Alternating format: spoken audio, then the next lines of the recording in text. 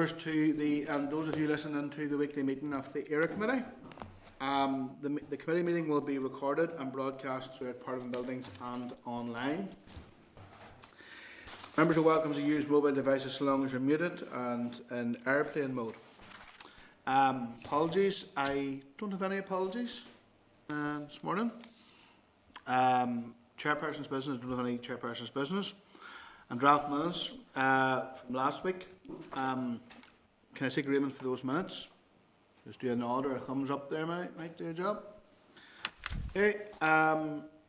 Members, any matters arising from last week's meeting? Oh. Okay, members. Item number 5 on the agenda this morning, then, members, is the oral evidence on the Climate Change number 2 bill from the UK Committee on Climate Change. I would like to welcome Lord Deben, the chairperson of the... Chair, just excuse me, our witnesses aren't online yet, so could I perhaps suggest that we maybe move forward on the agenda to item 7? Yeah, that sounds good. Okay, members, we'll move on to item 7, then we can go back to item 5 whenever Lord Deben joins us. Item 7 then is a written briefing, SL1, the Equine Identification Amendment Regulations, NI 2021. There's a written briefing at page 67 from the Department on the proposed introduction of these regulations. They'll come into effect on the 17th of November 2021. They're purely technical and they amend the 2019 regulations to enable DERA to continue to monitor and identify equines and their potential use in the food chain. Members, any questions to do this here, please forward it by close of play today. Okay, members, I'll go to item 8. Item 8 is a written briefing, synopsis of responses to the consultation on fisheries management marine measures in marine protected areas. It's a page 85 of your packs on the responses to the Department's consultation with the sea fishing industry in respect to the 2 separate matters that closed in February 2021. One is the development of management measures in marine protected areas, and 2 is the establishment of scallop enhancement sites. There were 75 responses, and 60% of the responses supported the proposals. However, a number of stakeholders did raise concerns with DERA as to how the consultation had been carried out, and therefore the Department carried out a further engagement with the industry during the summer. The proposed policy approach following consultation is as follows. The Department intends to lay secondary legislation in the new year to implement management measures in 8 marine protected areas. These are designed to support sustainable fishing practice and avoid environmental damage to the seabed caused by fishing gear. The Department will legislate for the prohibition of dispersal fishing gear in 4 scallop enhancement sites at Whitehead, Drumford Bay, Ballyquinton Point and Roaring Rock. And if members have any comments to do this consultation, you can raise them now, or you can forward them on to the clerk. Okay, members. Moving on here to item 9. It's a written briefing on the consultation on proposed changes to the area-based scheme review of decisions panel and SL1 for farm subsidies, review of decisions amendment regulations NI 2021. Members were due to receive papers from the Department in respect of the proposed policy for independently reviewing area-based schemes. Unfortunately, the relevant papers were not cleared in time for them to be considered today. Given that we have had similar issues previously, our member agreed that we write to the Department outlining our discontent and seek further assurances that appropriate processes are in place to ensure that we receive documents as per the agreed forward work programme. Members okay with that? Okay. Okay, members. We're going to move on now to item number 10. Update on the proposal to revoke the Agricultural Wages Regulation NI Order 1977. This item is a written briefing from the Department on the responses it received to its consultation on a proposal to abolish the Agricultural Wages Board. Members will recall that we noted a written briefing on the 5th of May and the Department intended to carry out this consultation and the results would be shared with the committee. A report on the outcome of the consultation is at page 129 of your pack. And at page 133 is the Department Agricultural Working Board Consultation Outcome Report. The Department received 16 responses to the consultation. 9 responses were against the proposal to abolish the board and 7 were in favour. There is a clear difference from farm owners and workers groups in respect to proposals, and there are a number of issues, such as loss of protections for agricultural workers established by the board, such as the 1.5 pay rate for overtime. Rates of pay for new workers aged under 23 would be lower than was currently paid, although older workers might see an early pay increase. Potential for wage depletion in the agricultural workforce and knock-on effect for the rural economy. Continued additional cost and administration of farm businesses managing workers under different schemes. Potential inability to attract and sustain the agricultural workforce. Equality issues in respect of the differential impact on young male migrant workers. The Minister has confirmed that following the consultation, he remains of the view that agricultural workers should be subject to the same legislative provisions as others. The Minister intends to develop policy proposals and take these to the Executive. Does members believe that we should write to the Minister in relation to this matter?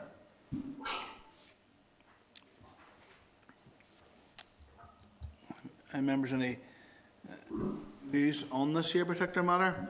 There clearly is a difference. There's a big difference in opinion here between those who represent workers groups and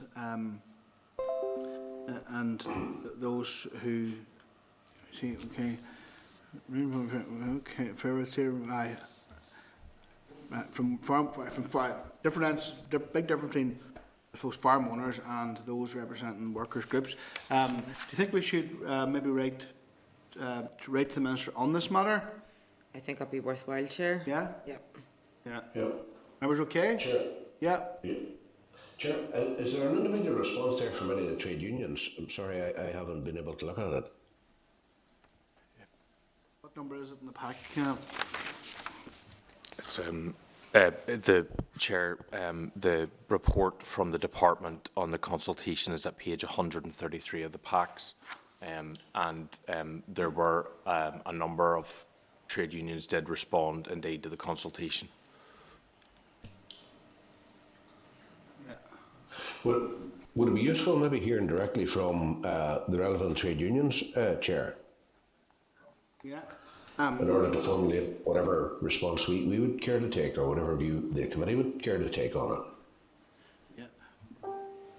Yeah. That would be in order, wouldn't it, to consult with them? Chair, certainly, just for as a proposal, Chair, is the proposal then to perhaps write to the various trade union groups that have responded to the consultation and seek their views in writing and bring that back to the committee for further consideration? I think that would be helpful. Yeah. Agreed. Agreed. Yeah. Yeah. Agree with that. Okay, members okay with that then? I'm just having technical difficulties going through my pack here. Trying to get mine open.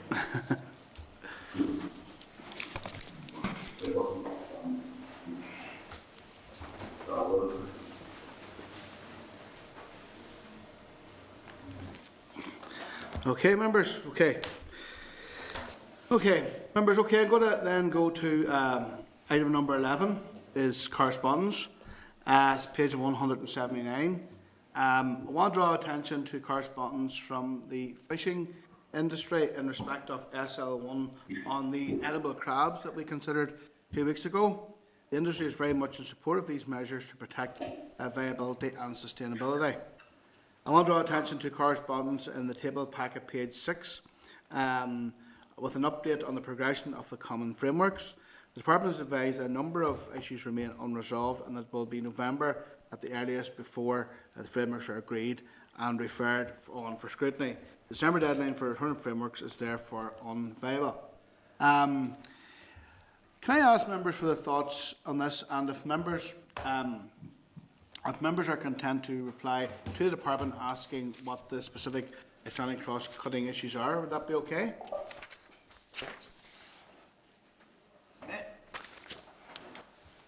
Chair. Yeah, go ahead, Philip.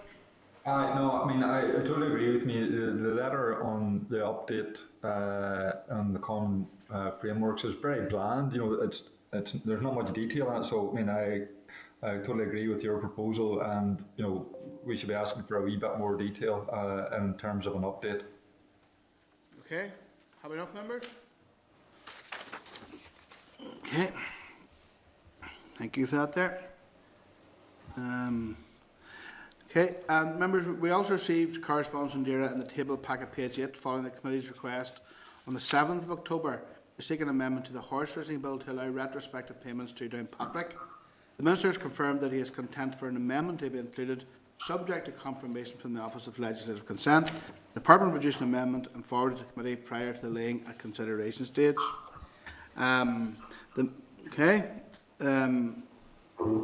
The Minister has also replied to the committee's letter regarding the concerns highlighted by RSPB in respect of the OEP independence and the Assembly's role in scrutinising any advice that DAERA will issue.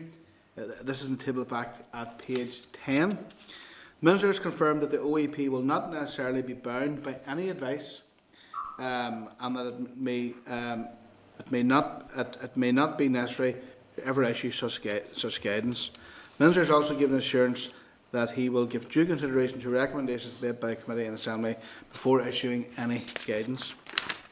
Can I ask members if they are content to reply to the Minister thanking him for his assurance and to respond to RSPB accordingly? Okay with that? And are members content to action the correspondence suggested on the index sheet? Okay. Yep. Okay, members.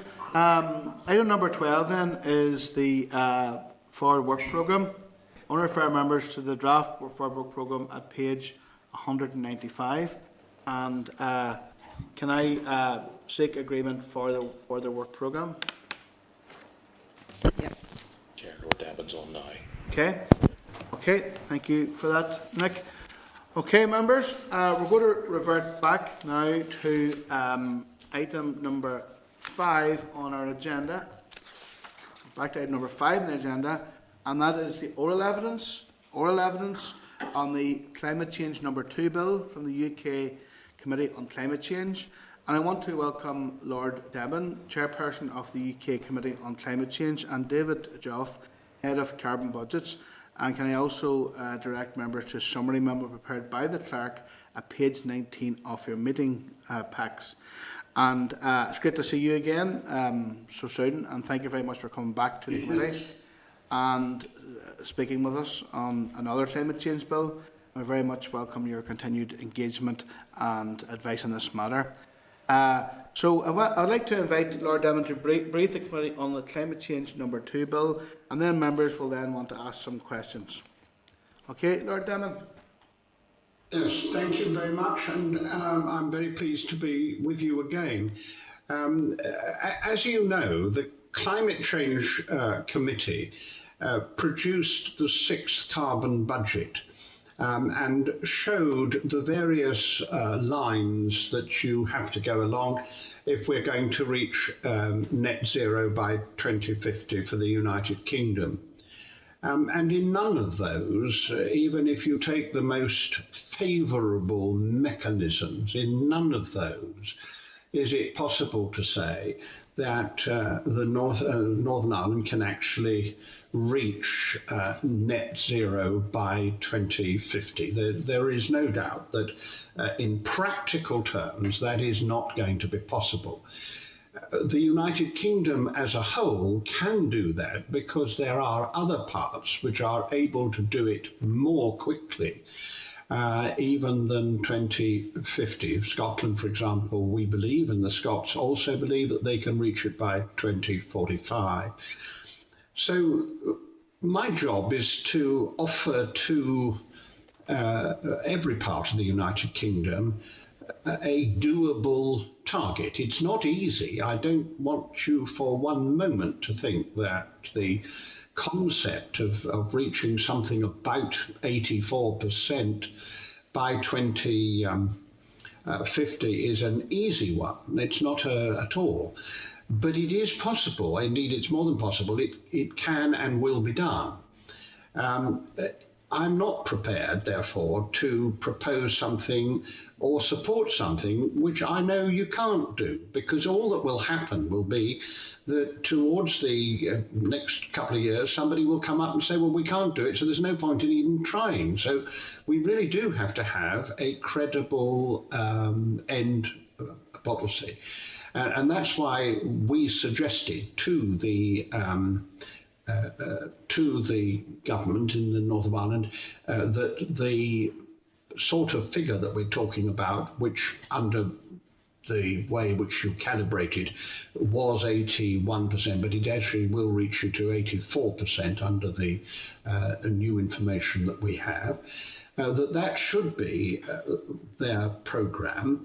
And obviously, as one goes on, it is perfectly possible that were there some huge change, some new thing which none of us know about, then we could make a change and we could tighten things up. But at this moment, what we have proposed is that. Now, it is for of course, it's for the North of Ireland to make its own decisions as to what it does in terms of legislation. It's not our job to tell you that this or that bit of a bill is right or wrong. All we can do for you is to give you the scientific advice as to what you can do, and we can also say to you that that's exactly what you've got to do, and keep your feet to the fire in doing it. But that's what our job is, and I hope we're doing that correctly. Okay. Thank you for that, Lord Deben, and members will come in here for questions. I suppose the one thing I might ask Lord Deben, in as recent as I think it was 2017, the CCC recommended a target of 80% reduction in emissions for Wales, but then this was revised upward to 95%, and now it's 100%. So what happened in Wales that made these changes and outlook possible, and why would that not be possible for here? Well, each part of the United Kingdom is very different. Wales had a particular problem, which was that it had some very heavy industry and generation in the southern part of Wales. And at that particular point, remember, we didn't have a net zero target then. The first thing was that we had a lower target. It was 80% then. So in suggesting 80% for Wales then, we were in line with the target round the United Kingdom. But it is also true that Wales has a different problem from that in the north of Ireland, because in the north of Ireland, your problem is that this is an economy which has a much bigger dependence upon agriculture and indeed upon raising animals, a much bigger dependence than other parts of the United Kingdom. Whereas Wales's problem was its manufacturing area in the south of Wales, running, as you know, from Newport really right across to Swansea, including Port Talbot and the rest, so with the steel industry. And what Wales has done is actually to close, I think it's coal-fired power stations, but they have in fact found alternative uses, and that has meant that actually they can meet the net zero target, and that's why we have upgraded it to that. But their problem is entirely different. They had a problem which they have in fact been able to meet between the point at which 80% was the target and the point at which the target becomes net zero, which of course is a decision by Parliament. And tell me, Lord Deben, as well, see whenever you were developing, your committee was developing the recommendations for the North, did you work with your counterparts in the south of Ireland, given the fact that we live on a single island, and also we're a single epidemiological island, and farming patterns the same across the island? Did you engage with the southern part of the island in terms of developing these proposals? Well, we of course don't have any advisory position as far as the South is concerned. We have very good relationships with them, and I myself went to Dublin some time ago in order to confer with them. So I'm certainly willing to do anything that we can do to help you. But you are our, if you like, customer. You're the people that we work with, and we will have to take from you the advice, because we recognise the particular difficulties of the island of Ireland, and we're trying to do our best to recognise also the fact that you have a common energy system, which is itself one of the reasons why it is difficult if two parts of the island have different targets. But the difference is that you are producing a programme which will reach that target. It is not yet the case that in the South they have a programme. And until they have a programme, merely saying we are going to have net zero by 2050 is in fact not the same kind of decision that you are making with your bill number 2. In that decision, you are actually deciding upon a mechanism to reach that, and a commitment to it, and a determination to do this stage by stage through the period with, I hope, our advice. I am very happy to do anything that helps you in the relationships that you need to have with the South, but it has to be driven by you, because you are, after all, the people that we are supposed to advise and are happy to advise, and we would like to take your advice as to how best to relate with the South and what you think is suitable and proper in the present circumstances and in any future circumstances as things develop. Okay. And I suppose, Lord Deben, you did mention the fact there about two parts of the island with different targets. Do you envisage any issue with that, given the fact that agri-food is produced right across the island of Ireland, and given the fact that if we didn't meet the net zero like the rest of the island, would this have any implications, for us, who have been seen as potentially a laggard across the rest of the EU? Well, I think we have to say very clearly to everybody that the United Kingdom as a whole is not a laggard.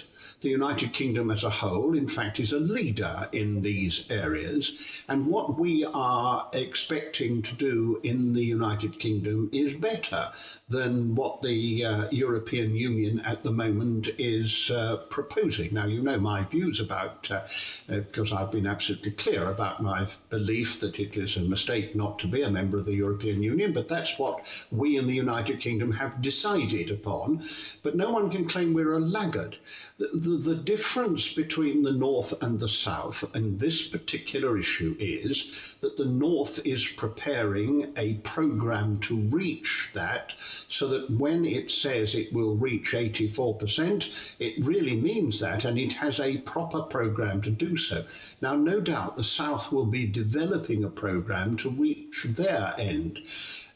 I think certainly at the beginning there really will be no difficulties at all, because you all have to do the same things. And indeed, if the South is trying to do more than the North, and doing it on its own without some kind of bubble effect with the rest of the European Union, if that's what's going to happen, then the two parts of the island will be able to work together. I hope, of course, that the more that we can coexist on this, the better, because, as you rightly say, the economic basis of the two parts of the island is very similar, and the problems for the South are the problems for the North as well. And as you have a much more integrated economy anyway, which is one of the problems of the protocol and such like, is this is obviously going to be much better organised if we can work closely together. But it's, I can't solve the political relationships there. My job is to do everything I can with your support and your guidance to make sure that we get as near to a common view on these matters as we can. Thank you, Lord Deben. I'll not hog it any further. We have a number of people, other members who want to ask questions. I'll move around to Rosemary. Thank you, and good morning, Lord Deben. Good morning.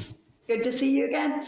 Lord Deben, do you ever foresee a situation whereby emission targets across the UK are revised, perhaps, as we make progress in relation to machinery and in relation to other ways of becoming more carbon neutral? Do you ever see a way that the UK targets could be revised within the next 5 years to perhaps become slightly more aggressive than they currently? Well, I wish I did.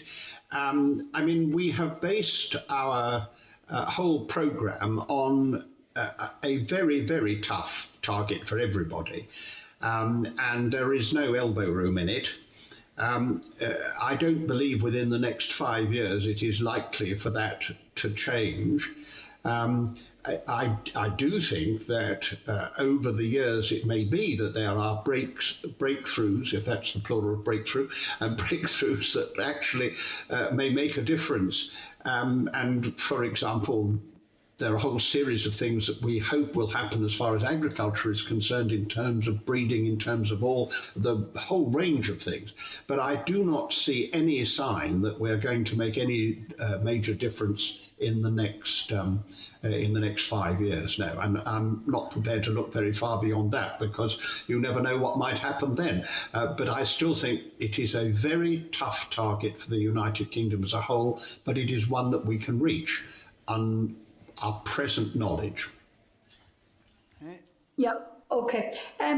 Also, at the moment, you will know in our Climate Bill 2, it's drafted that there's an interim progress report which will be made at the end of every third year of each carbon budget, and a further compliance statement within 24 months of the end of a carbon budget period. Do you think this is frequent enough? Well, it depends really on the in-between part, because I think that we as the Climate Change Committee will hope to be providing you with regular updates as to how far we think that you are reaching the targets which you've got. And if that happens, then within the context of the bill, it seems to me that may well work. But it is for you to make that decision, frankly, and not for me. My job is to say this is what the target is, and we will monitor that on your behalf independently. It seems to me, if I may put it like this, your job is to decide how best, in parliamentary terms, to control the executive and make sure that it's doing what it ought to do. But I think you may have got the balance right, but it will be for you to make that decision. All I'm going to say is that we will do our best to give you the information for you to be able to keep the executive's feet to the fire, because that's what we have to do, keeping government's feet to the fire and make sure that they're doing what they promised to do. And if the targets are not reached, what would your thoughts be then? Well, the law is very interesting, but the law will be that you will have got a statutory requirement. That will be true. And if we don't reach that statutory target, and you're clearly not going to, then there is recourse for others under the law, because you're not obeying the law. That's not for us to do, although I think, and this is what I hope, one of the reasons I hope it won't happen is that I fear that I might be the first witness for the prosecution in those circumstances. Which is not something that I really view with any great cheer. Okay, thank you very much. Thank you. Thank you. Thank you, Rosemary. Claire? Thanks very much, and good morning, Lord Deben and Mr. Stark. I see you there as well. Hi. Apologies, I missed you on your last visit over, but good to see you on screen. I want to ask you just in terms of the the target setting in Bill number 2 and ask, would you like to see the ambition of the CCC's tailwind scenario that was given enshrined in some form in the bill, where you set out a tailwind scenario for a 95% reduction by 2050? Well, frankly, no. I am direct about this. I think it's going to be really tough for the North of Ireland to meet what we have proposed. The tailwind scenario is one which was one of a series of scenarios that we put there. It's quite important to point out that even if everything went right, and I've been in politics for a long time, and I've been retired from politics for 10 years, all I have to say is I've never known everything go right. But if everything goes right, you're still not going to reach net zero. It's 95%. I think that it is a mistake to include that. I think the important thing is to say, this is the target, and we are going to reach it, and we can reach it, and we're not going to have any nonsense about this. And I have said this in my visit to the North of Ireland recently. I made it absolutely clear to some people who seem to me to be pretending that somehow or other this is an easier thing, so we'll go along with that. And it looked to me as if some of them were then intending not to do the things that they have to do. So I'm absolutely clear about it. This is a very tough target. I think you should concentrate on that. And as I've said, if over the next years you and we can see that you can do better, then the Climate Change Committee will, in fact, with you, increase what should be the target, and then you can take the statutory measures necessary. But at the moment, I'd stick to this target and really fight for it. And if I may say to you personally, I think you're going to have some real tough things making sure that people do what they've got to do, because it ain't easy.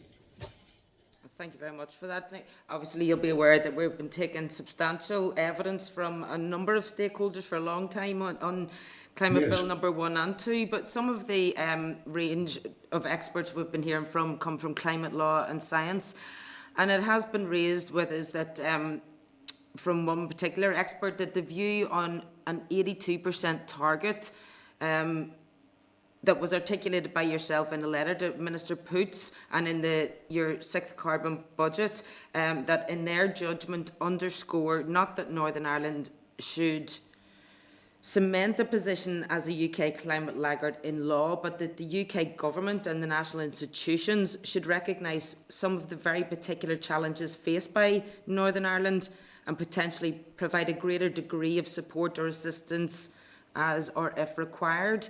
What would your view on that be? Well, if I may put it delicately, I think that's to confuse two things. I hadn't heard it before, but I do think it does confuse two things. One is the perfectly proper argument that the special problems of the North of Ireland will need special treatment, and that the relationship between the United Kingdom government and the Northern Irish Executive will be crucial to that. And no doubt, in the effective way that you do have in the North to insist upon funds from the United Kingdom government, you will put your case very strongly. But that's one issue. The issue that we're talking about is a different issue, and that is, what is the target which is the best that you can do and still say to people, this can be achieved, it can be achieved without disruption, it can be achieved in a way which everybody knows from the beginning, so nobody can write it off. That's a different decision, and I think this is a confusion of two different things. Okay, and you may have mentioned at the start there as well that Scottish Government and yourselves now believe that Scotland can be net zero by 2045, and that's what they've enshrined in law as well. But that wasn't their original target set. Am I right? No, it wasn't the original target, and we have worked on that because, of course, we didn't have a lot of the information that we now do have. And we've now got we spent a very long time doing the work. It is, I think, the most respected work in the world, that which we have done, both in preparing the advice to the United Kingdom government about net zero, whether we could reach it, what the costs would be and such like, and the work we did on the sixth carbon budget. And it's a result of that work and indeed discussions with the Scottish government that we were able to fix this target. And of course, we've done the same as far as Wales is concerned, and in a sense, we've done the same as far as England is concerned. And this is really the last of the discussions, because the North of Ireland, for reasons which we all understand, has been slower at producing its legislation, whereas both Wales and Scotland has already got its legislation. Right, and to follow on from that, we can see then that there's financial support streams flooding into Aberdeen, for example, and that's the hub city of North Sea oil and gas. But that's generally to help support them with the green energy transition. Could the same not happen for Northern Ireland? Why is it then that Scotland is considered worth decarbonising and putting those funding streams in place, but maybe not for Northern Ireland? Any thoughts? Well, again, we've got to talk about the differences. I mean, the issue in Scotland is not that isn't going into Scotland because it's Scotland. It's going in because the government has rightly decided that a just transition is one where you do recognise that there are some jobs which will cease to exist. And some areas where specifically those jobs will cease to exist. And therefore, the government is seeking to find a better way of dealing with that change than we have done in the past. But in the north of Ireland, I'm not supposing that jobs will cease to exist. I think the opposite will be true. There will be new jobs. The thing that we're talking about is that there is an inherent emissions figure for agriculture, which is very much more difficult to reduce. And it has to be done in an incremental way by every farmer. And of course, it will be necessary to have the policies which help agriculture to do that. Those policies will be policies which are necessary throughout the United Kingdom, but there will be a concentration, of course, of their effect in those parts of the United Kingdom where agriculture is a major player in the economic structure. So I would see that there will be particular help for Welsh hill farmers for the need to plant more trees in Wales. I was having that discussion with the Welsh minister only yesterday. And so there will be specific areas where over the whole United Kingdom, because of the particular issue of agriculture, there will be particular help and support. But it isn't the same thing as saying here is an industry where there aren't going to be jobs, because if we're not going to use gas, we're not going to have jobs for people on gas in the North Sea. We're only going to use such gas as is necessary for chemical reasons and such like, but we won't actually be using, as the government has said very clearly, there will be no gas in generation after 2035. So we've got to prepare for that, and that is exactly what the government is initially starting, and what no doubt it will do round the country. But that doesn't apply, as far as I can see at the moment, to the north of Ireland. The north of Ireland is a different issue. It's about agriculture. Right, thanks. Just a wee last one then. Just given that Scotland then has missed their emissions target reductions yet again, do you think you're going to be called as a witness for the prosecution? Thank you for picking that up. I have to say, I am impressed by the way the Scottish Government has approached this. I think that the North of Ireland should take real courage from the fact that both Scotland and Wales have used their devolved status to take a very tough view on these matters. I have to tell you that I spend some time telling the United Kingdom ministers that they ought to learn from the devolved administrations. And I very much hope that once North of Ireland has decided what it wants to do on this, that you will in fact become an exemplar. And I think that's how you should look at agriculture. I think you should look at agriculture and say, what can we do to set the example, not only for the rest of the United Kingdom, but for the rest of the, for the European Union, the rest of Europe as well. Absolutely, thank you. Thank you. Now, Philip. Thank you, and thank you, Lord Deben. Thank you. You concluded the last point on a good point for me to begin when you said that you think the North should learn the example from the Scottish and Welsh governments in terms of how they use devolution, and that's certainly something I think we should do. I mean, just in the beginning, I think it's important. I'm an Irish Republican, so I think ideologically a question such as this should be framed in the context of this island, obviously taking a look at our neighbouring islands. And obviously the question that you've been asked to provide advice from isn't on the basis of the effects of climate on this island, but in terms of the UK. So, if you were asked a different question, you would be asked to provide a different answer. And I'm just thinking of, in terms of the Welsh and Scottish examples, if the Welsh and Scottish examples had initially followed the advice of the CC and not, as you said in conclusion, shown example and forged forward with ambitious targets, perhaps the answer you would have given them in terms of advice and their legislation would be less ambitious than it currently is.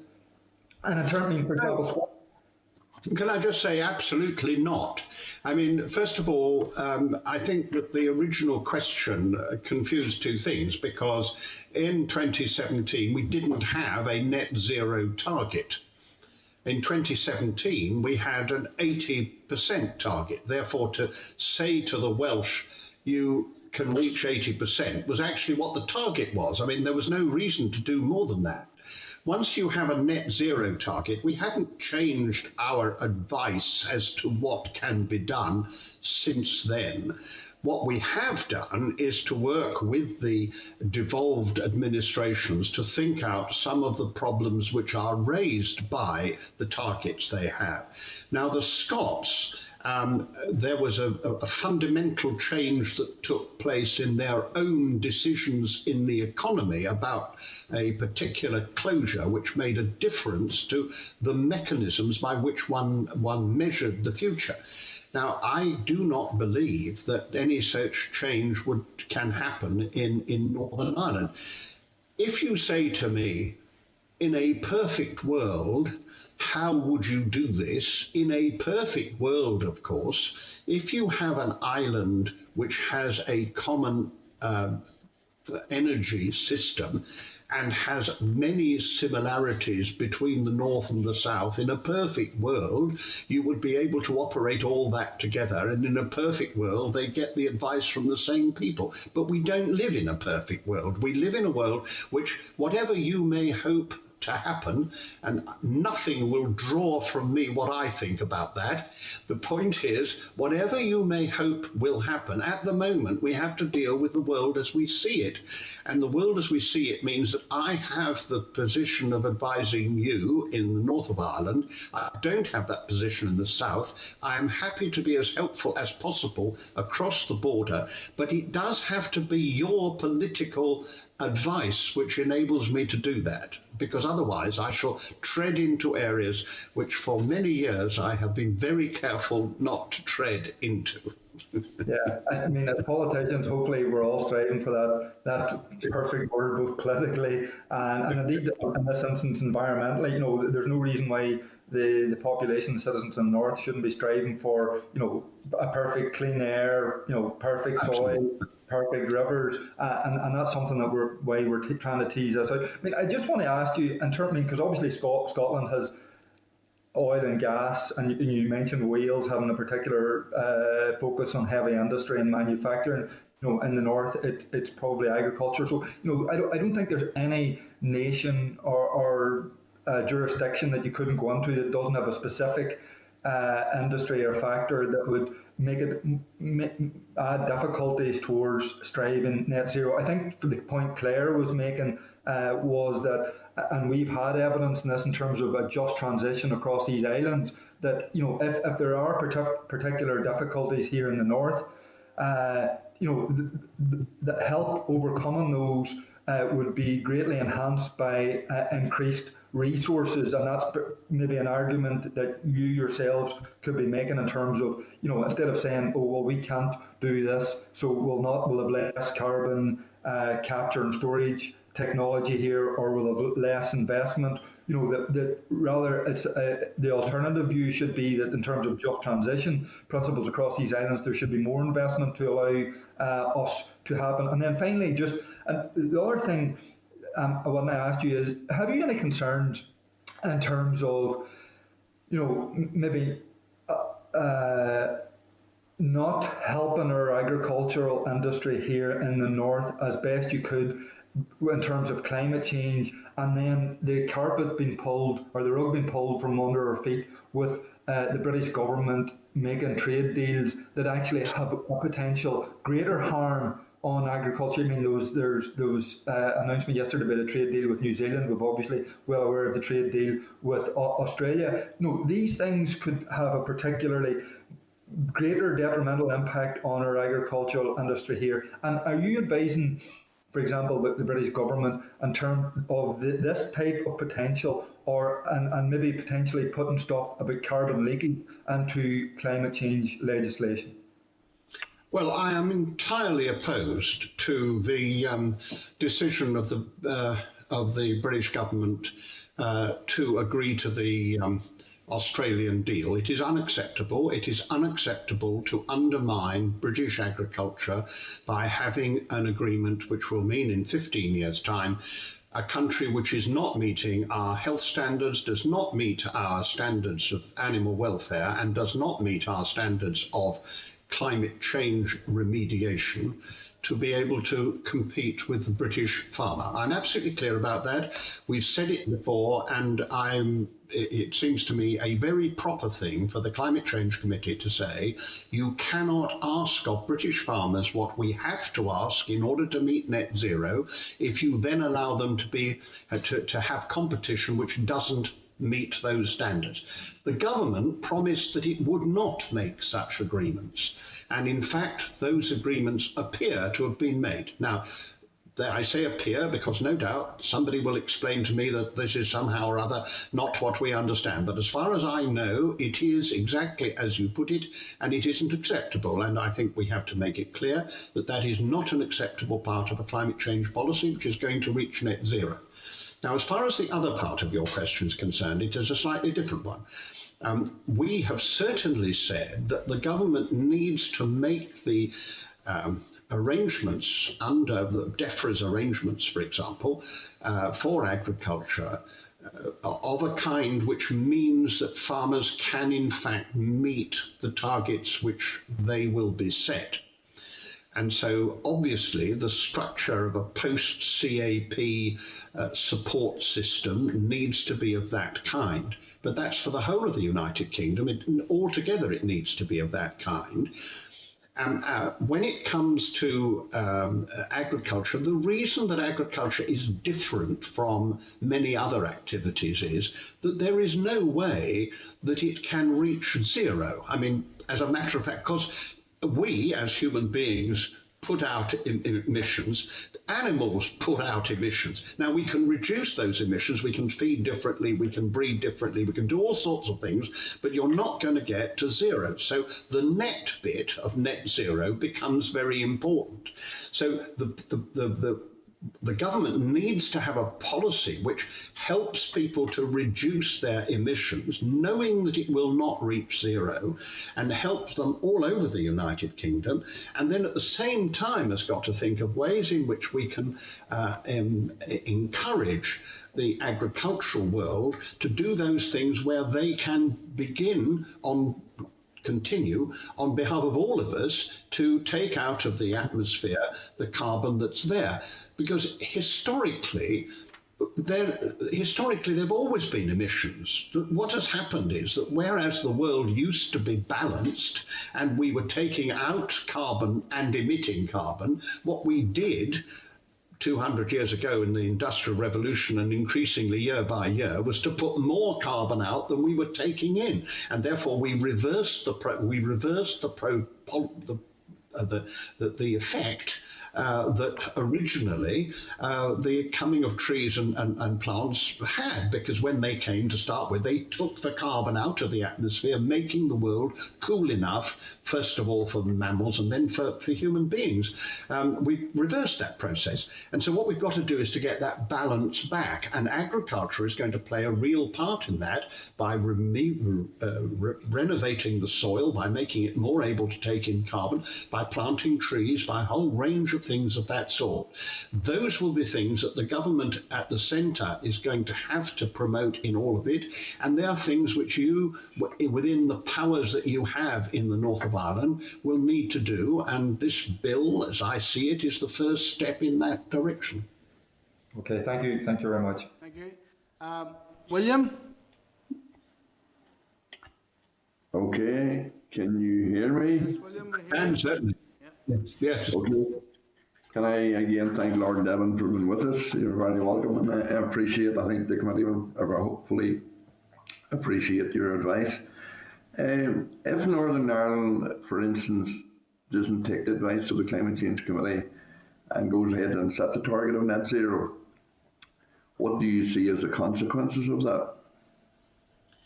Well, the fundamental consequence is that people in the north of Ireland will know that you have set a target which the best advice and the best science says you can't reach.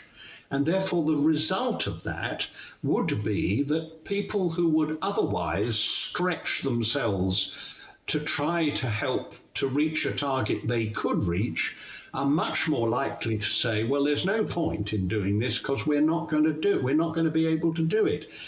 And I mean, it's exactly like any other circumstance. If you're running a business, as I'm sure you know, Mr. Owen, if you're running a business, you set people targets which are this side of the impossible. You don't set people targets the other side of the impossible, because otherwise your managers and the like will not want to do it, because they'll just say, this is asking me to do something which is frankly impossible. So I really feel, why I feel passionate about this is that it is essential that the North of Ireland does its best, because otherwise the United Kingdom won't be able to meet net zero. If you're going to do your best, you do have to give people a realistic, real target, which they know with stretching themselves and doing everything that they can reach.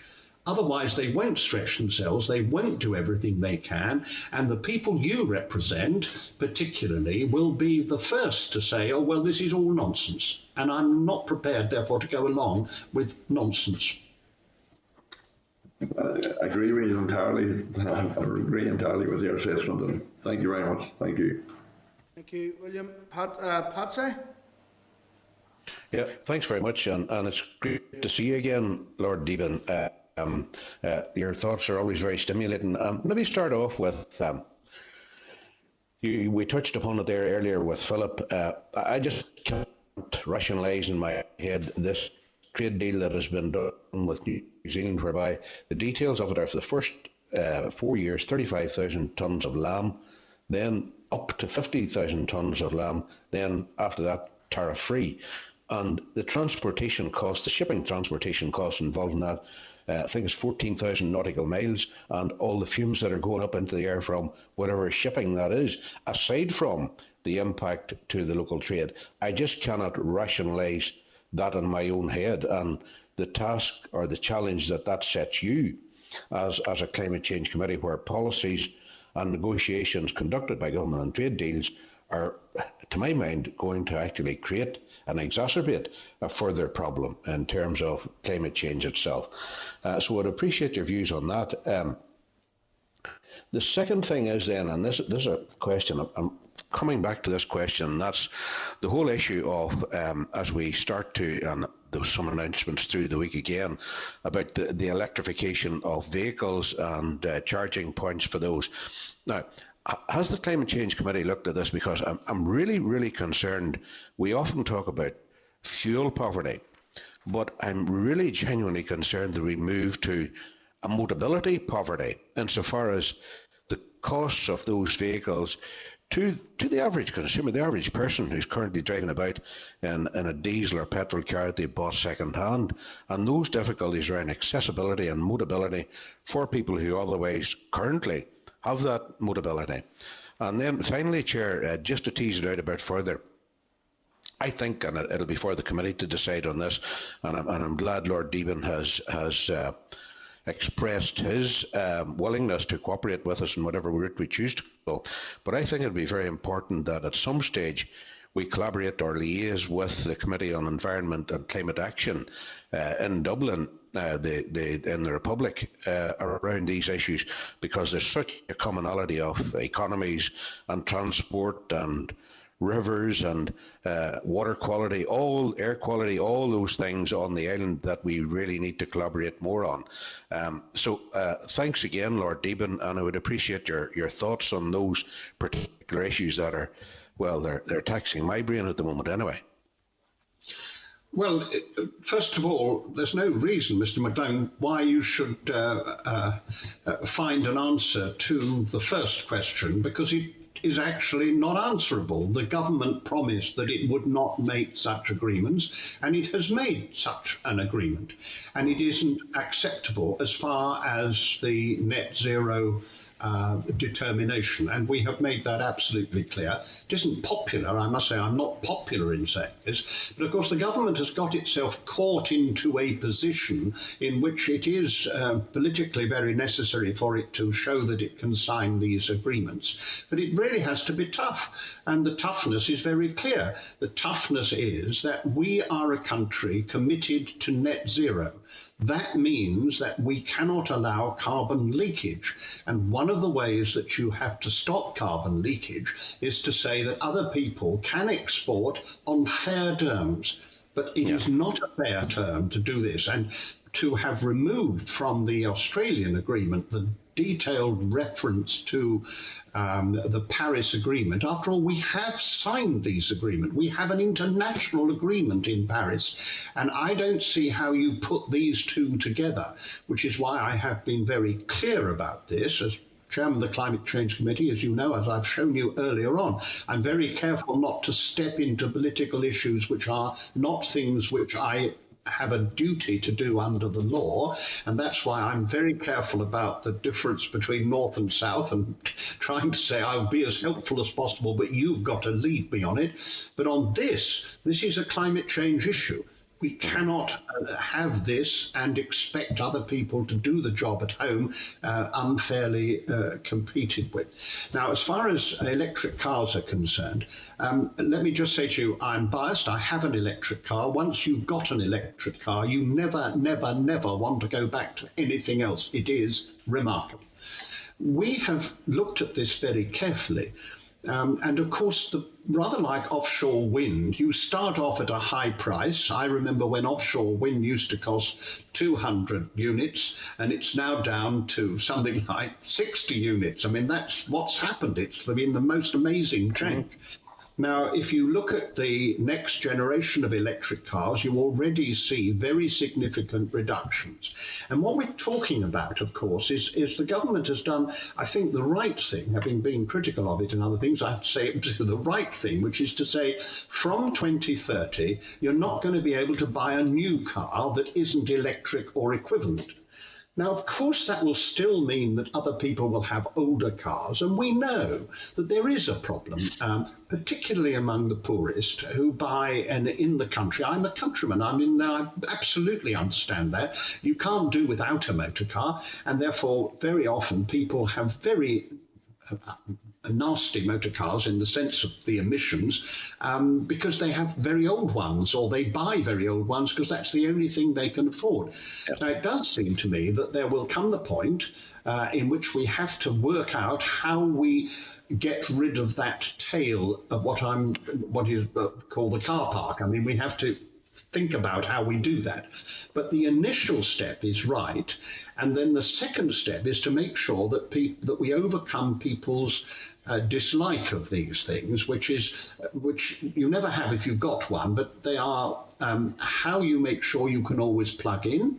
So that people aren't frightened about that. And the other thing is, of course, a range. And as you know, the enormous change that has taken place is that the range is, I've got a car which does 340 miles range. That means I don't ever feel worried about it. Now, I admit that, you see, I can't win this battle, because if I didn't have an electric car, the journalists would say, why don't you have it? I've got an electric car, so what do they say? Well, you're rich. I mean, I'm not, but that's the point. That's what they say. The point is that the prices are coming down all the time, and there are already quite a number of them that are available for people. But it doesn't work unless the executive really does speed up the number of charging points, and there is a difficulty at the moment in the North of Ireland, which is that you are behind in terms of the number of charging points. So I would hope very much that you will be one of those who press it. Now, the last thing you talked about was North-South cooperation. I wonder whether it is helpful just to say this. The great advantage of climate change and trying to deal with it is that it is an issue you haven't had to deal with before. So you don't carry to it anything like the baggage which you do to so many issues. And you can't go back to say, well, we had that row in 1937. You can't go back to... This is something which can be seen as a new chapter, which it must be much easier to cooperate, because you're not carrying the whole burden of history on both sides into it. So I hope people will look at it in that light, that this is a moment in which one can think of ways of working together, because it's obviously true. The point that one of the earlier questions said is absolutely true. Climate change doesn't have any idea of borders. So it doesn't matter whether a lot of other people have a lot of ideas about borders, but climate change doesn't have ideas about borders. So whatever you do about borders, on climate change at least, you have to find a way of cooperation. Yeah. Okay, thank you. And Chair, just on that point, I think we need to put that formally on our agenda, how we work with the respective committee in the South. Just for Lord Deben, just to follow up on your issue of the transportation and the electrification, the electrified vehicles. Do you feel that there's again, I'm looking at the person who simply can't afford a vehicle at £20,000 or £30,000. Some of the higher end ones are just a pipe dream for them, to acquire those vehicles new. And of course, you know that there's a limited number of second-hand cars where the electric vehicles about. So do you feel that at some stage there'll have to be some form of incentivization by government to ensure that people start to acquire these? There's one hand, there's the hammer which says you're not going to be able to drive these vehicles. That's grand, but people still have to move about. And you don't want to have a situation of the have and have-nots. God knows the society is enough of that at the moment. So how do you feel that we can encourage, incentivise people, and there'll have to be some form, to my mind anyway, of financial incentivisation to do that? Well, I happen to think that the government has got it in the right order. I mean, first of all, you tell people that there's a date after which they won't be able to buy a new car. That means that the car industry, if you've noticed, since the government did that, surprisingly, how the car industry has turned around and said, we're going to be zero as far as our cars from 2027, 2028. I mean, they really have turned around, and we knew that was going to happen. Industries like that. If you tell them what's going to happen, they can build towards it. Yeah. So then you start off then by having a situation which everybody who buys a new car will in fact beginning a trail system, because obviously the longer they have it, then they will sell it as a second-hand car, and you begin to get the same sort of situation as you have. It's the tail which is the difficulty, and you're quite right. I can imagine if we moved to a situation in which you were not allowed to have a diesel or petrol car, which is after all not the same thing at all, but if you moved to that, then you would have to have some mechanism of helping those who couldn't otherwise have transportation. In between those two, there is, of course, an opportunity of saying, could we speed this process up? Could we do it in various ways? And there are various ways that can be done to do that. But I think that is a stage later. It's something in the in some years' time. And it does seem to me that it has to be a United Kingdom system, because the same problems obtain in every part of the United Kingdom, which we would have then. But that is not a decision for now. Okay, Lord Deben, thanks very much, and good to see you again. Okay. Good to see you. All the best. Bye-bye. Lord Deben, just when you're here, see in relation to the emissions targets here for the north, and this based on your advice for what you believe is achievable for here. In the 6th carbon budget, you recommended that part of reaching the at least 82% target by 2050, that there should be a net zero CO2 position, and that biogenic methane should not be excluded from the emissions reduction. Could you just expand on that there, and do you think, a little bit? Well, I mean, just to deal with the methane situation, the problem with the methane situation is that, of course, people confuse two things. They and I'm sure you don't, but there are people who do, and it's worth just defending yourself against them. It is perfectly true that methane is a less long-lasting gas in the atmosphere. But if you're putting the same amount of methane into the atmosphere, then although it's a different bit of methane, if you like, which is affecting the climate, you've still got the same body of methane. And actually, methane has some qualities, if that's the right word, which are more damaging. So you do have to include methane into this, because it is very much affecting the climate. Now, it is perfectly true that the difficulties of reducing methane are very, very considerable. But there are things that we can do. And one of the things I really do want to hope that your committee will be able to do is to give people real confidence that they can do it. I was pleased with my meeting with the Ulster farmers, for example, because it did seem to me that they had grasped the fact that if you go in for better breeding, if you use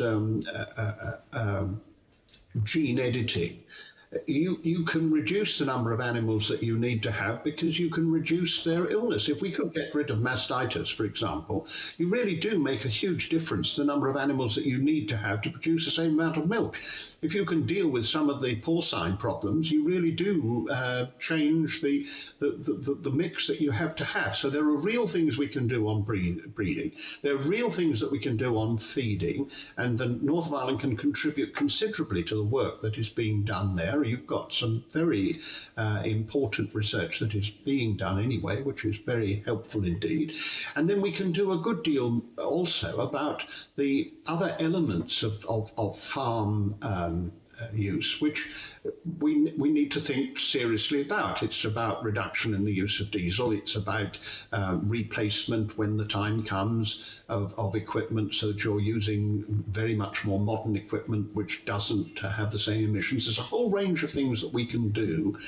What I want you to really, I hope to be able to say to people, this target which we have proposed does give people real chance of doing the things that they ought to do, and it will make a real difference, and they can be optimistic about meeting the target. And what's more, that on the way it will make a whole lot of green jobs, which will be really important for the economy of the North of Ireland.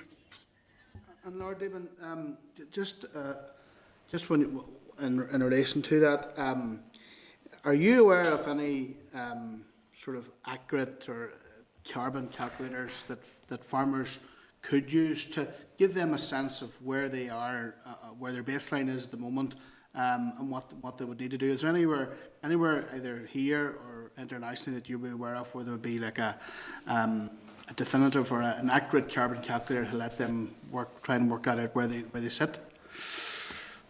Well, you put your finger on a really difficult issue, because first of all, when we started on our work in agriculture, and that's at the very earliest point that I was chairman of the Climate Change Committee, I refused to publish the material which they were producing because I didn't think that we had a baseline.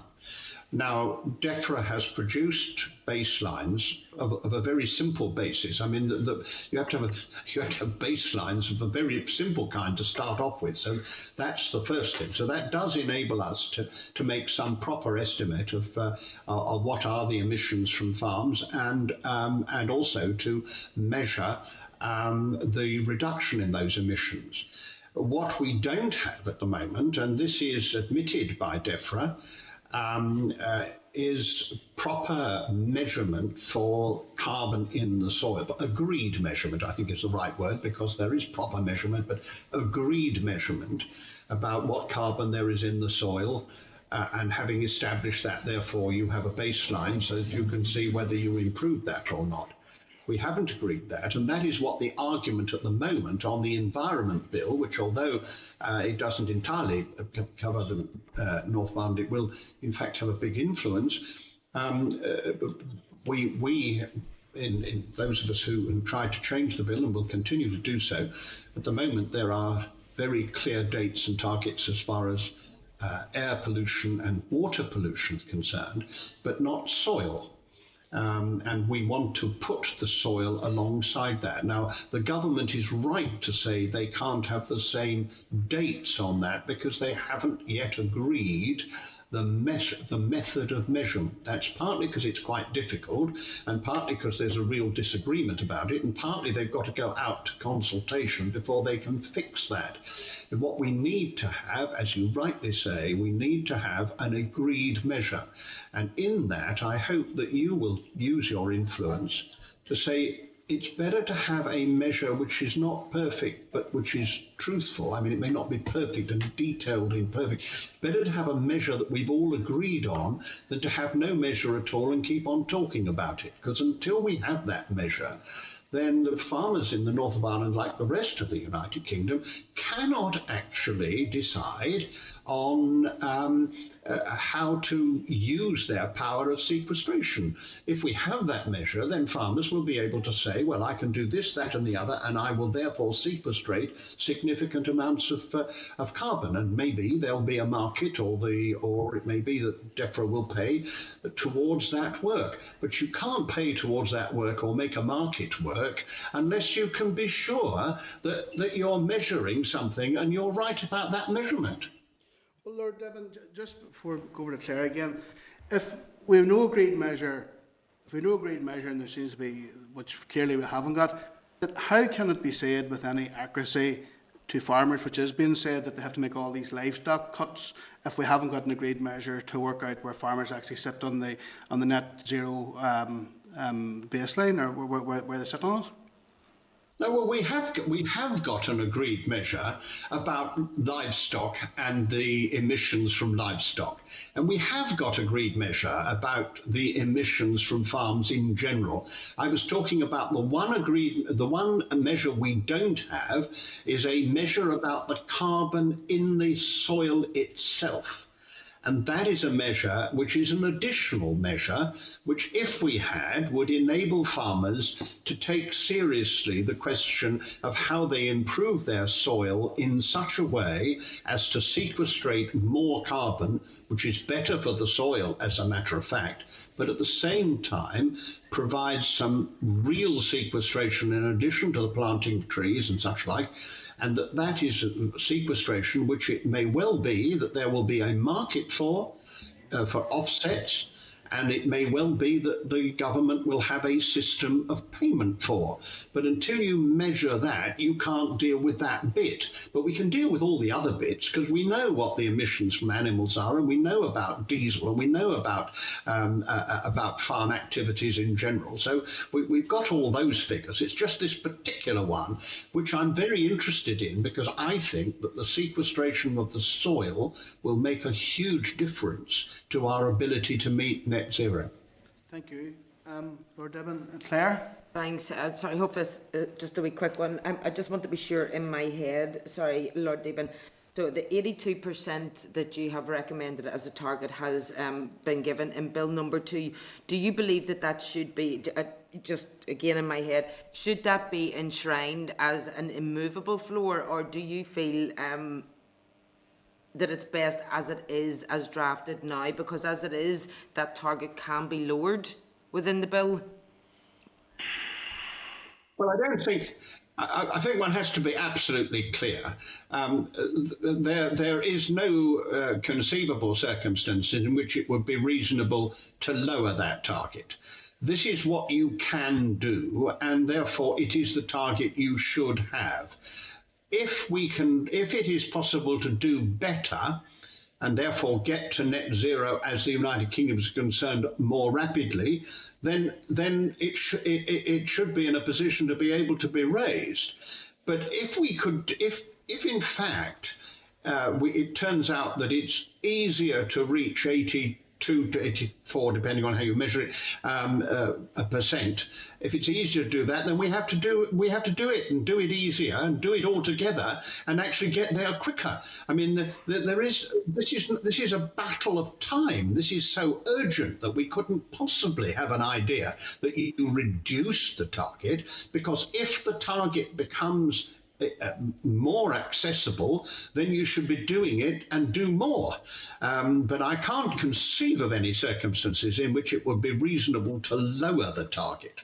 Great. So you'd be agreeing then that that should be enshrined as non-negotiable, that we can't regress from 82% as it is in this bill at the minute? Well, I'm trying very hard not to step beyond what is my remit, but I have to say, let me put it this way. We are asking people who would like us to have a higher aspirational target to accept that it is better to have a practical target which we can reach. In those circumstances, it seems to me that it is very helpful if you can assure the people who would like to have a higher aspirational target that this is the minimum, and that should there be opportunities for tightening the target, they will be taken. And if you want to do that, it's obviously necessary to say very clearly that there is no question of lowering the target. Because what I'm concerned about all the way along the line is that people will not screw themselves up to the starting point unless they're absolutely clear of two things. One is they can do it, and the second is that there is no alternative and there is no going back. And climate change says there's no alternative and there's no going back. I do care about my family and I do care about my grandchildren, and if I don't force this and fight for this and work for this as I've done for so many years, if I don't do that, then the person I'm letting down is Wilfred, my 7-year-old grandson, because he will not be able to live in the world which we're creating. Always worth saying to people that nothing that human beings have ever achieved has ever been achieved in the climate that we are now going to have. This is a totally different world, and we have to take the toughest measures to deal with that. But then we also have to say to people that the world you then create is a cleaner, greener, kinder world. And therefore there is a real reason to do this, which is a positive reason, as well as the absolute necessity to fight climate change. Thanks very much. Just hopefully again last week one, sorry. But I mean, I think this whole conversation has really just again shown the real unique circumstances of Northern Ireland, not just politically, but also geographically as well. And as drafted in the Bill number 2, it relies solely on the CCC as the means of independent oversight. How do you feel about the potential for providing for local oversight and advice bodies that are based in Northern Ireland and unique to our circumstances? Well, I hope that you will have... Sorry, can I just say that's absolutely no slight on the CCC or your expertise, by the way? No, I'm sure that. Well, all that I'm saying, I hope that you have seen that we have taken very, very careful consideration of the local circumstances. I think that you have to be careful about having different people giving advice, because it always ends up by being on different bases, and people who want to undermine what you're trying to do as a committee, I frankly will then use that. I think the most important thing for you to establish in this bill is the parliamentary oversight, which enables you to keep the government's feet to the fire, as I say. I believe that the Climate Change Committee will be able to give you the advice which you need. I also think it's important for that to be seen in the context of the United Kingdom, because that is the nature of Northern Ireland. I mean, there are many people who'd like to see something different, but that's not where we are now. If it's part of the United Kingdom, it's important for the advice to come from people who are advising the whole of the United Kingdom. And it's notable that the Scots, after all, it was Scottish nationalist government, but the Scots are being very determined to use our advice, and indeed have announced that we're going to have an office in Scotland, because they do think that the nature of climate change means that overall advice is really important, and they have respected the fact that we have given that advice in the Scottish context effectively. So I think the big issue for you is, how do you make sure that this act becomes a really powerful one, because it means that your assembly is able to keep the executive feet to the fire, and through that to keep the United Kingdom government providing the resources of all kinds which are necessary for you as it is for the rest of the country. Thank you. Okay, thank you.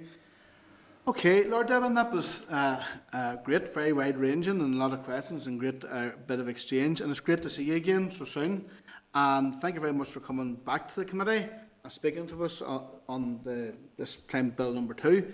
And we very much welcome your continued engagement on this matter. So thank you very much. Thank you very much, and thank you for the kindness and politeness of the questions. Thank you very much indeed. Okay, see you again, Lord Deben. Thank you, Nick. Right. Okay, members, going to move on to number 6 now, oral briefing from the clerk, Nick, responses to call for evidence on the Climate Change number 2 bill. I want to refer to the call for evidence summary at page 30 in your packs, and to the memo by the clerk at page 35 that contains a summary of the results of the call for evidence. Nick, do you want to brief the committee? Thank you, Chair, and thank you, members. The purpose of this briefing is to give members an update on the call for evidence activities that we undertook in respect of the Climate Change number 2 bill. Members will recall that we made our call for evidence available from, it was open and accessible from mid-August through to the 30th of September. And in total, the committee received 1,004 responses to that call for evidence. That encompassed 54 returns to our call for evidence template that was made accessible on the Citizen Space platform. 10 of those responses were from members of the public. We also received 15 other responses in free format, and we received an additional 935 individual messages that were submitted via the Friends of the Earth website. In terms of the breakdown of organisations that responded to our call for evidence. There were 59 in total, and there was quite a good spread of diverse industries represented. So we had, for example, 11 groups, voluntary groups. We had 7 organisations from the energy sector, 7 from agri-food, 5 environmental groups, 5 responses from local government, etc. In terms of the key themes arising from the call for evidence, members will recall that we asked stakeholders to provide their views on the key aspects of the bill through a series of questions. In terms of the overall policy objectives, the majority of the respondents, 58% of those who replied to the call for evidence template, broadly welcomed introduction of the bill on the basis that they want to see climate change legislation in place locally and to overcome the gap of Northern Ireland being the only part of the United Kingdom and Ireland without such legislation. And also there was positive signals from stakeholders that it would make good on the new decade, new approach commitment. However, a large number of respondents, just over 40%, did highlight concerns about the bill's ambition and scope. And we'll go on to talk about this in a bit more detail, but particular issues highlighted were the lack of a net zero emissions target, I suppose, narrow scope in terms of sectoral planning, and a general concern about the urgency and ambition of the bill. There were some general concerns raised by stakeholders about the viability of the bill to deliver on its objectives, particularly due to an insufficient provision, a perceived insufficient provision for a just transition, the ability to secure the necessary resources that will be needed to mitigate climate change, and generally the scale of behavioural change that is needed. Moving on then specifically to stakeholders' views on the emissions targets. So a majority of respondents to our template, that was 63%, expressed a broadly negative opinion about the emissions targets and considered that they were insufficiently ambitious. Most respondents to our call for evidence template advocated that there should be a net zero position in Northern Ireland by 2050 at the latest, and that would achieve parity with neighbouring jurisdictions, deliver policy clarity and constitute a fair contribution locally to climate change mitigation. There were also some comments we received that stakeholders felt that that would align Northern Ireland with the Paris Pledge, of course, to keep global warming to less than 1.5 degrees Celsius by the middle of the century. I suppose on the other hand, then a number of returnees did welcome the emissions measures because they were in line with the advice, as we've just heard extensively from the UK Committee on Climate Change, and therefore take account of the unique characteristics of the local economy and the high reliance on agri-food output. The vast majority of respondents felt that the emissions targets were both achievable and that the proposed timescale to meet them was deliverable. In terms of various responses from different sectors of the economy, the agri-food and energy sectors were more receptive to the emissions targets in Climate Change Bill 2 than other industries. We did ask respondents to comment, or give them the opportunity to comment, on the power in the bill that will enable DAERA to amend the targets following taking advice from the CCC and ratification of the Assembly. So I suppose, to summarise, there was a mixed view in this. So 40% of respondents to our template felt that it was important to have some degree of flexibility and pragmatism to be able to amend targets based on emerging technologies and science that will come in future years. But there was an overarching concern that that power could be used potentially to delay mitigation measures, and therefore a strong message was that it was recommended that there may be of utility to have some sort of commitment to a non-regression, or I guess a line in the sand that that power wouldn't be used to delay proposals. In relation to the carbon budgets, which is a key aspect of the second bill in terms of setting out the pathway to achieving the emissions targets, 62% of respondents broadly welcomed the concept of carbon budgets, and many people reflected that there are well-established methodology in other climate change legislation in other jurisdictions, that they're a clear system. There was some debate about whether the 5-year time frames as set out in the carbon budgets is either too long or too short to see to be a useful track of change. But overall, as I say, there was a broad support in concept for the carbon budgets. There was quite a high proportion of returnees, just about a third, felt that the scope of the carbon budgets could be expanded and that there was a need for greater focus on wider sectoral planning to have specific targets and policies in place for different sectors of the economy. Clause 15 of the bill gives DAERA the authority to potentially carry forward a small proportion of emissions forwards and backwards between carbon budgets, subject to Assembly ratification.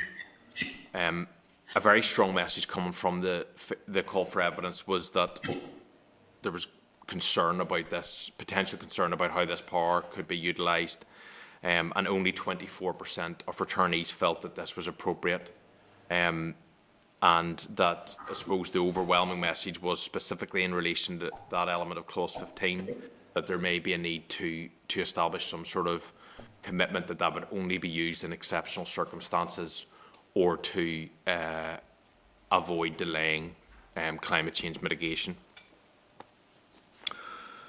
In relation to progress reporting, so there was a mixed response about the framework as set out in the bill, with an almost even split in returnees who reflected a positive, negative or unsure provision about the proposals. About a third of our returnees to our template advocated that there needed to be a new entity established that would carried out independent, objective reporting on climate change progress. And I suppose, given that the primary responsibility for laying progress reports in the bill is from DAERA, there was a concern highlighted by some stakeholders that did not provide sufficient objective scrutiny of progress, and they wanted to see an independent entity carry out that function. There was also some concern from a number of respondents that the reporting time frames as set out in the bill in terms of laying interim progress reports and final statements on carbon budgets were too long, and that consideration may need to be given to have a more frequent reporting. In relation to independent oversight, only 20% of our returnees to our call for evidence template felt that the provisions for independent oversight as they are drafted is appropriate, and just under 50% of respondents advocated that there should be a locally based, entirely independent entity that should be established, and that they would be able to access a range of advisory bodies. There were a number of reasons put forward by stakeholders as to why they felt an independent, locally based entity is needed, in addition to the provisions that allow the CCC to provide advice. So some of the issues that were highlighted were the cross-party makeup of the coalition of the executive, which I suppose some stakeholders reflected that there's potentially that doesn't allow for adequate scrutiny of executive action.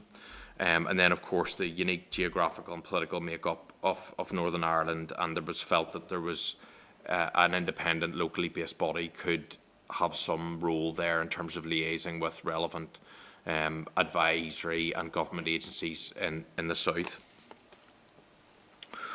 Moving on to the responsibilities in the bill in terms of public bodies. So the majority of respondents consider that DAERA maybe is not best placed to be the lead government department for delivering on the aims of the bill, and when asked about what the lead if they had opinion on what the lead department should be. Some stakeholders felt that there should be a new department created to deliver on climate change specifically, but in the absence of that, the Executive Office would be best placed, given the cross-cutting nature of climate change legislation.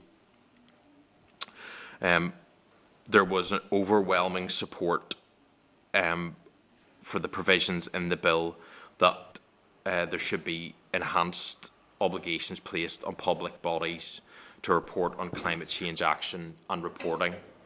But the message coming forth from our call for evidence is that stakeholders consider that that should be mandatory at the outset.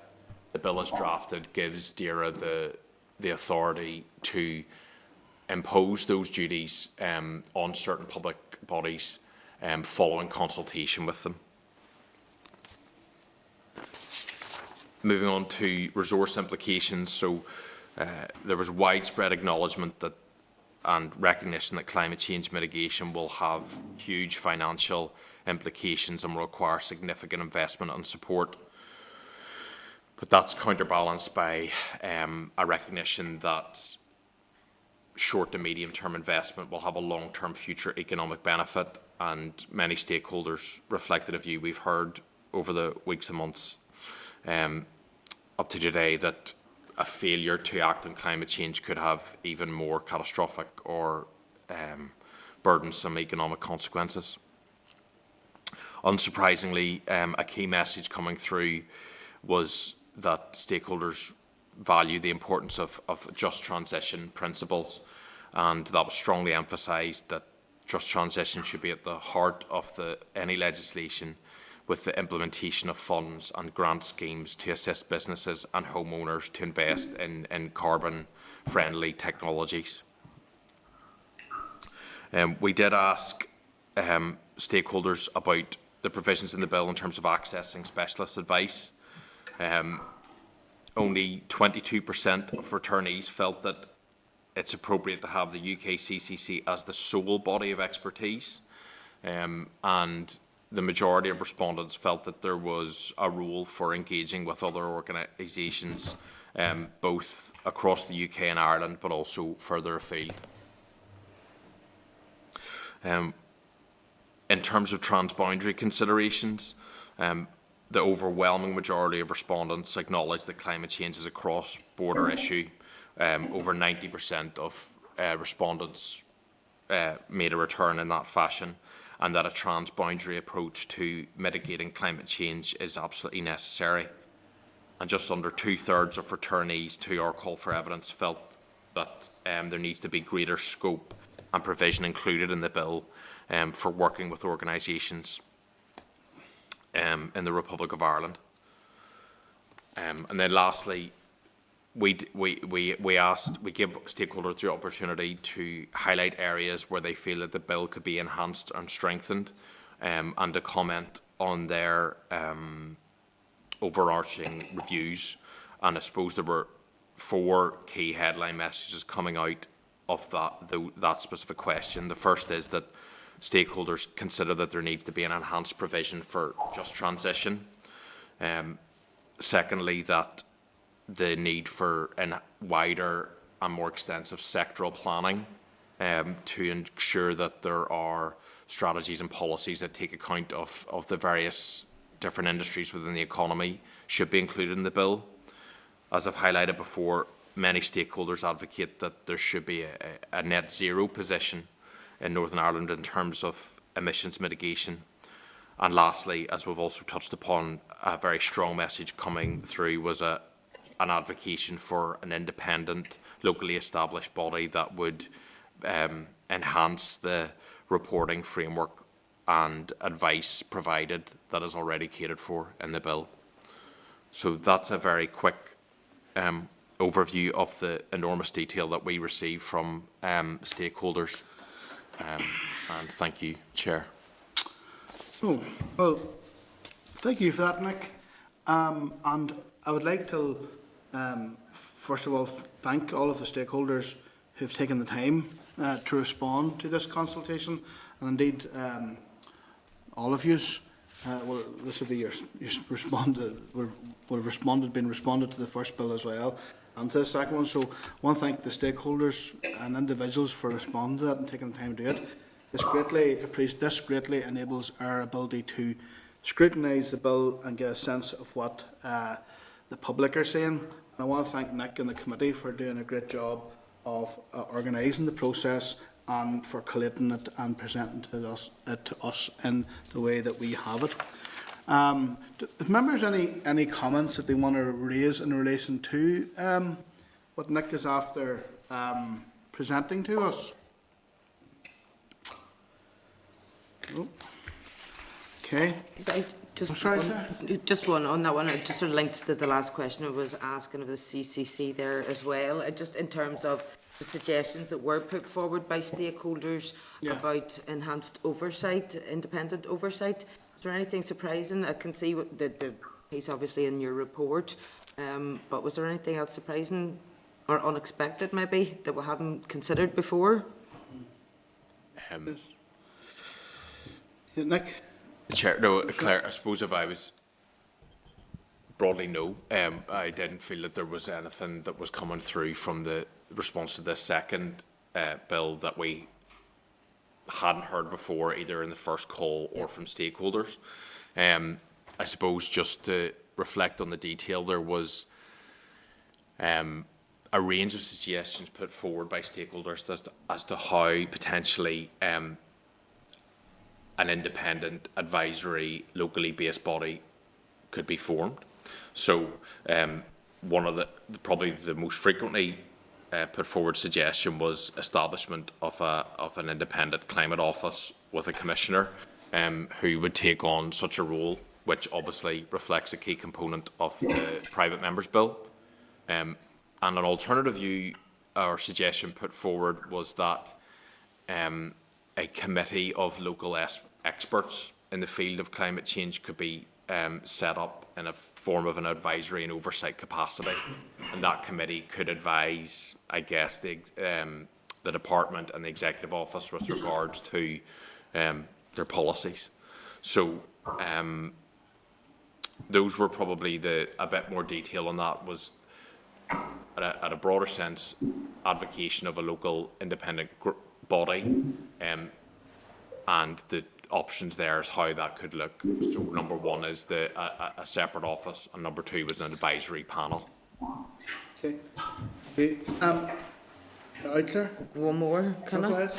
I just think it's really interesting that so many have noted. So in terms of within the bill being able to carry over carbon budgets, and you've listed, some of the quotes and comments from some of the stakeholders in the report there as well. But just interesting that a number of them highlighting that the CCC has previously advised against that carry forward. So is this bill then going against the CC advice at one level and for it at another?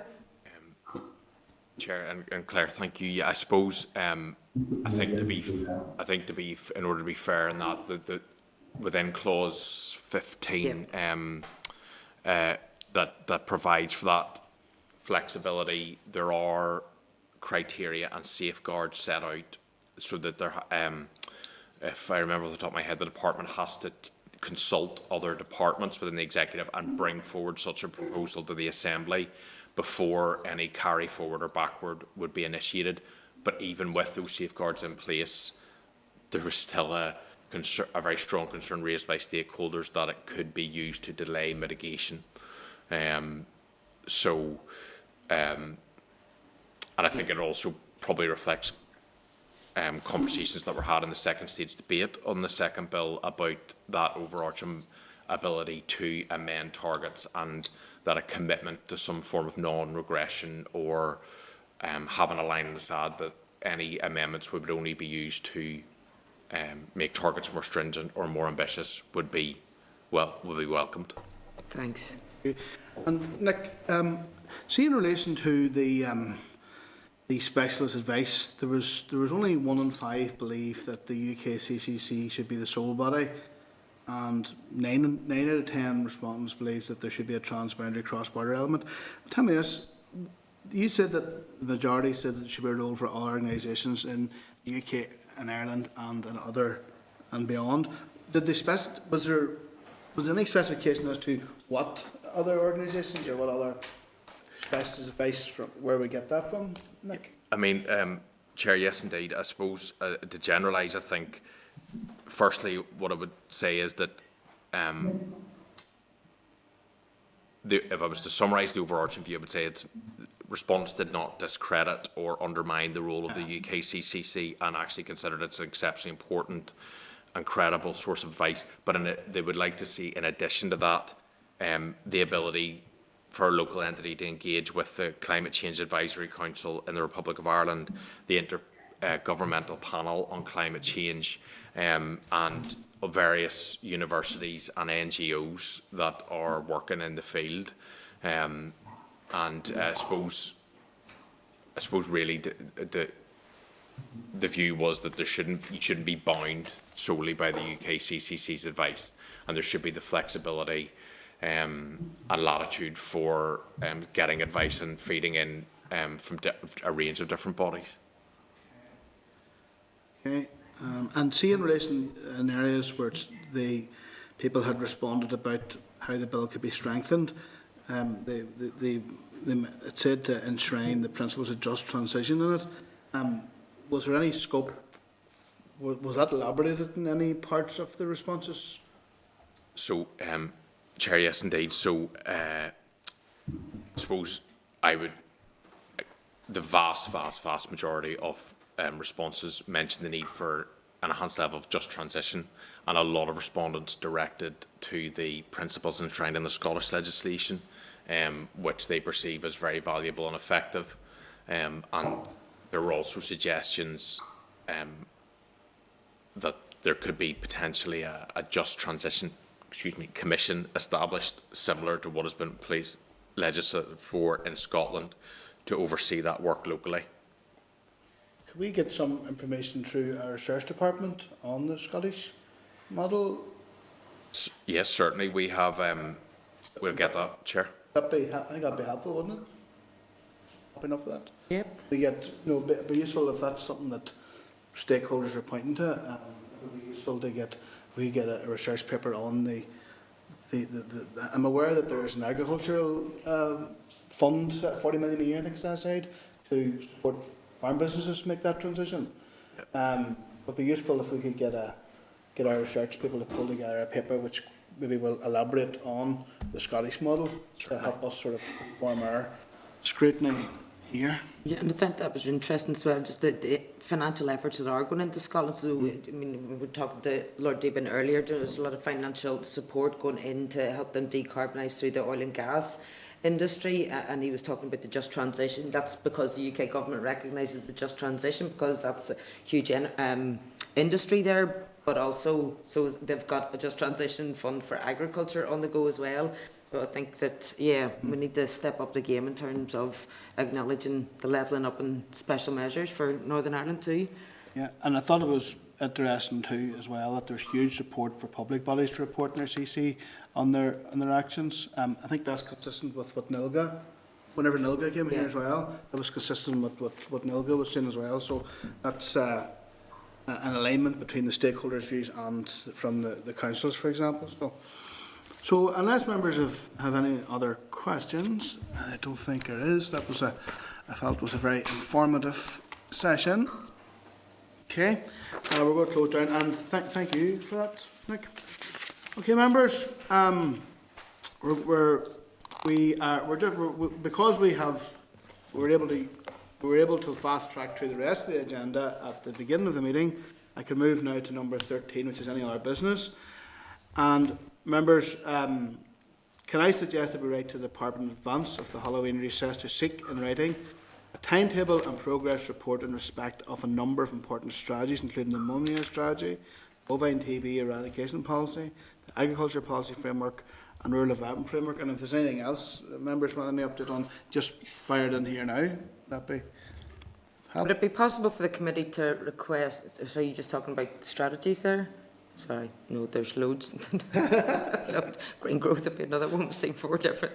Yeah. Anyway. Well, that's something that we need. That briefing is still outstanding, isn't it? Remember, it was deferred a few weeks ago. That's still outstanding, so we can maybe get an update on when that's likely to happen as well. Certainly, Chair, I'll include that in the correspondence. Okay. Remember, is there any other business you want to raise before we go to closed session, Claire? Is it possible that the committee could request a copy of the Minister's diary engagements for COP? And so we can be aware of what he's attending or potentially speaking at? Yeah. Certainly, Chair, happy to put in that request. Great, thank you. Okay, members. We're going to move into closed session here now. I want to thank anybody who's been listening. To thank you for joining us this morning. And we're going to just move into closed session. Okay.